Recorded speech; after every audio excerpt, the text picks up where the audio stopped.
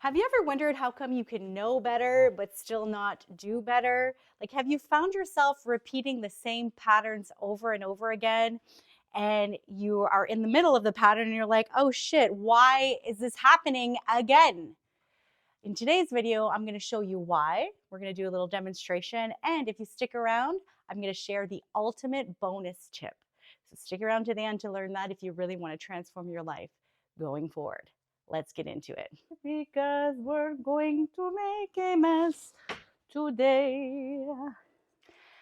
Welcome back to the channel. Today I really wanted to do a demonstration to show you how come when we want to change a habit, we find ourselves falling back into the old habit that we don't want to do. And I'm going to use some fresh snow to really just show you what actually happens in your brain. So we're going to pretend this freezing cold snow is your brain. And what I'm going to do is I'm going to add, I have another bowl here. I'm going to add some more snow. We're just going to make a huge mountain here. Okay, we're gonna make like a little snowy mountain. We're gonna pretend that this snow is your brain. And so you're on this hill, you're having the best time.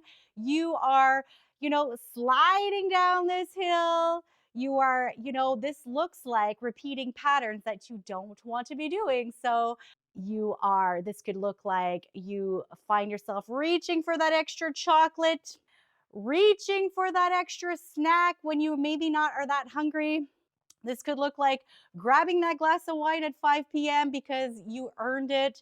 This could look like filling up another online shopping cart because why not? This could look like any of the patterns that you find yourself repeating over and over again. Literally, I want you to see it like you are sliding down the hill. You're just having this great old time, just sliding down that hill, right? And you see what's happening? You are actually forming these neural pathways. This could also look like you snoozing your alarm every morning instead of going to the gym like you've been telling yourself for the last 17 years, right? So you just keep forming these trenches that you're sliding down and your brain thinks it's fun. There's a payoff. Stay with me. Now, because these have happened over and over and over again, this habit has now become anchored into your mind.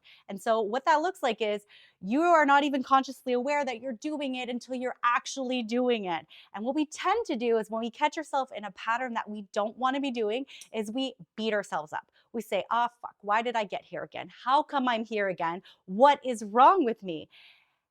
We're not doing that anymore, honey. We're not doing that anymore. Instead, I want you to really practice compassion and curiosity, and I'm going to show you how you can develop proper change because there are studies that have proven that beating yourself up, the self-criticizing that we think is going to motivate us, actually does the opposite. I mean, literally, if you were to speak to your friends or your loved ones or your children or your parents or your coworkers the way that you actually speak to yourself in your mind, would they stick around? No. So we're going to try something different. What we're going to try is we're going to try doing some inner work. So when we catch ourselves in the pattern, this is going to look like when we catch ourselves in the pattern, we say, uh-oh, here I am again. What was I thinking before I decided to do this, right? So this there is going to take a lot of deep inner work because when you ask yourself, what was I thinking? You need to really be able to catch the previous thoughts that you were having before you did the thing. So if that is grabbing your glass of wine at 5 p.m. because you deserved it, you have to catch the fact that you were telling yourself, I deserved this. If this is, filling up another online cart because I deserve this, then you need to catch those thoughts, right? You need to catch the thoughts. The awareness is going to be number one. You have to have the conscious awareness in order to make any kind of habit change. That's number one. And then what we're going to do, because we have already wired in these trenches, right? Neuroplasticity, your brain is able to reform new patterns, right? So neuroplasticity is when we're able to think different thoughts, do different patterns, do different habits, and we start to fill new trenches. And so when you catch yourself saying, oh no, I'm doing that thing again, and you ask yourself, what was I thinking before, right? If it's like, I deserve this, well, is there something else that you can do that you also really enjoy? Do you like dancing? Do you like coloring? Do you want to go for a bubble bath? Like it's literally swapping one habit for the next as you catch the thought. Now, if you choose to consciously continue the habit, we're not going to beat ourselves up, right? So you can consciously choose, yes, I want to have that extra glass of wine, or yes, I want to have a second serving of a chocolate cake. Beautiful. You're going to consciously choose it. You're not going to beat yourself up. So you're going to let these patterns form, and you're building a new highway in your mind. And because, that other highway, that other pathway is so set and anchored in, right? I mean, if you've been telling yourself you're going to go to the gym, but you've been hitting the snooze button for the last 17 years, that trench is made. So we're not going to judge ourselves. So when you find yourself in that same pattern, when you're sliding down that old hill that you don't want to be on anymore, instead you catch yourself with the thoughts, and then you say, that's it. My next chance, I'm going to go. I'm going to go right now. I'm going to pack my gym bag and I'm going to go right now. I'm not going to wait till Monday. I'm not going to wait till tomorrow. I'm going to pack myself up and go right now. And if you can't physically go right now, you're going to set yourself up to make sure you go first thing, right? Because this is how we change the habit. This is how we do it.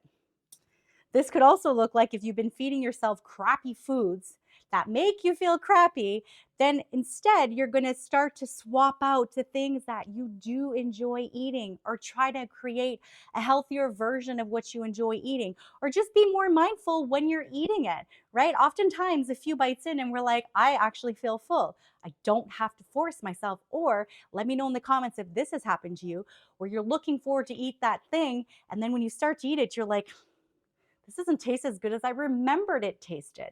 And so you just can stop eating it. That's also a thing. You don't have to finish it. You can stop eating it. Your stomach is not a garbage disposal. And so you catch yourselves in these patterns, and you get to rewire new pathways in your mind. Now, again, this is going to take lots of work. It could look like, different tools, right? Talking to a therapist. The snow could look like asking yourself the deep questions of like, what was I just thinking? Or what was I feeling in my body? I know you may feel stuck and helpless right now, but you are able to change. None of these patterns have to be your identity if you don't want them to be, but it's going to take a lot of work. You're going to need to understand and practice more compassionate, I can't grab the snow, practice more compassionate curiosity with yourself, literally talking to yourself like you would a family member or a loved one, a friend, your child, really just talking to yourself with more compassionate curiosity, right? So you get really curious as to how you ended up there without beating yourself up or judging yourself. And then this is where change can start to begin. Now, for that bonus tip, behavior change is all fine and dandy. Behavior change will give you change. However, what you need to understand is it's going to take more than behavior change. You're going to need to stop identifying with the version of you from that previous habit. Meaning, have you ever found yourself, and I have done this many times, where I identified as a chocoholic, meaning somebody who is addicted to chocolate and will eat it at all costs, right? I actually had a story where, because this was my truth, literally sniff it out, right? I had to stop identifying with that identity in order to break that pattern that chocolate had over me, right? So now I can enjoy it guilt-free. I'm not a chocoholic. I can enjoy it. And if I find it doesn't taste as good as I thought it did, I can put it down. If you are identifying as somebody who's not an early morning person, right? You're not an early bird.